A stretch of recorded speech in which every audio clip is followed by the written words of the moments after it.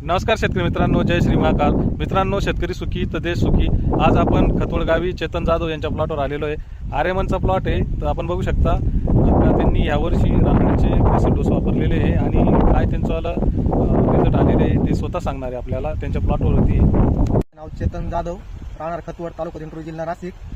दरवर्षी टोमॅटो शेती करत असतो मी, पण ते दरवर्षी खूप प्रॉब्लेम जाणवतात टमाट्यामध्ये. जसे फुलकुजीचं याचे त्याचे भरपूर प्रॉब्लेम होतात, तिरंगा वगैरे. तर यावर्षी रानड्याचे डोस वापरले, बेसल डोस. आपण बघू शकता का त्यांनी यावर्षी रानडीचे बेसल डोस वापरलेले आहे आणि फवारणी सुद्धा व्यवस्थित त्यांच्या पद्धतीने त्यांनी घेतलेलं आहे. नियोजन खूप सुंदर केलेलं आहे आणि साईज बघू शकता आणि मालाची क्वालिटी बघू शकता आपण. तर मागच्या वर्षी आपल्याला ऑन एन ॲव्हरेज किती भेटलेलं होतं साहेब? मागच्या वर्षी एकरी 700 ते 800 कॅरेट ॲव्हरेज भेटलं होतं. 1 एकरमध्ये. 1 एकरमध्ये खूपच कमी ॲव्हरेज भेटलं होतं मागच्या वर्षी. आणि यावर्षी काय अपेक्षित आहे? यावर्षी ना 1700 ते 1800 कॅरेट 1 एकरमध्ये जाईल असा अंदाज माझा आहे. आता आपण ह्या प्लॉटवरती शेतकरी मित्रांनो आपण बघू शकता क्वालिटी आणि माल किती लागलेला आहे. बेसल डोसचं नियोजन आता परत आपण सेकंड याला पण करणारच आहे. हे बघू शकता म्हणजे व्यवस्थित असं थोडीफार स्पॉट आहेच, कुठेतरी पाऊस जास्त असल्यामुळं.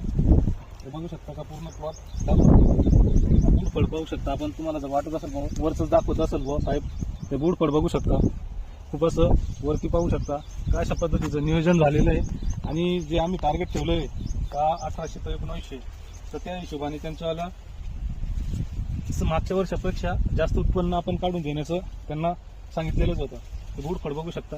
आता प्लॉट चालू होण्यात आणि कुठंतरी आपल्याला एक सांगायचं आहे का खूप पाऊस चालू आहे आणि थोडं रॅशेस आलेले आहे. म्हणजे थोडं आता प्लॉट हा जवळपास 8 एक दिवसात चालू होणार आहे. पण जर कुठं जरी तर तुम्हाला जर पॅकिंगची समस्या आढळत असेल तर ड्रीपमधून कॅल्शियम नायट्रेट किंवा कॅल्शियम ऑक्साईड, पाऊस जर बंद असेल तर कॅल्शियम नायट्रेट, पाऊस चालू असेल तर कॅल्शियम ऑक्साईड, समजा तुम्ही याचावाला घेऊ शकता, पंपो कंपनीचं घेऊ शकता.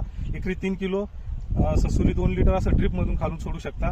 आणि वरतून फवारणी सुद्धा एक 400 ग्रॅम आणि ससुरी 500 मिली किंवा 750 मिलीपर्यंत, ससुरी 200 लिटर प्रमाण असं तुम्ही घेऊ शकता. शेतकरी मित्रांनो, ही समस्या बऱ्याचशा आता पाऊस चालू झाल्यामुळं अडचणीचा भाग बनत चाललेली आहे आणि शेतकऱ्यांनी याच्यावर पण लक्ष देणं गरजेचं आहे. कारण क्रॅकिंग पण फळांना दिसायला लागलेली आहे. कारण साईजच्या याच्यामध्ये अचानक झालेल्या पावसामध्ये कुठंतरी नायट्रोजनची लेवल वाढली का क्रॅकिंगची समस्या जाणवते. तर अशा पिरियडमध्ये आपण काय करतो नियोजन का एकरी पहिले आपण लॅन्सपायर 2 किलो देतो, जेणेकरून झाडातला अबायोटिक ट्रेस बाजूला काढतो आणि त्याच्यानंतर दुसऱ्या दिवशी किंवा त्याच दिवशी आपण सेकंड डेला कॅल्शियम नायट्रेट समजा किंवा कॅल्शियम ऑक्साईड म्हणा, ते त्या हिशोबाने 3 किलो कॅल्शियम ऑक्साईड आणि ससुरी 2 लिटर आपण खालून देतो. आणि वरतून स्प्रेला कॅल्शियम ऑक्साईड असो किंवा कॅल्शियम नायट्रेट असो 300 ते 400 ग्रॅम पर्यंत आपण घेतो आणि ससुरी 750 मिलीपर्यंत असा स्प्रे करतो.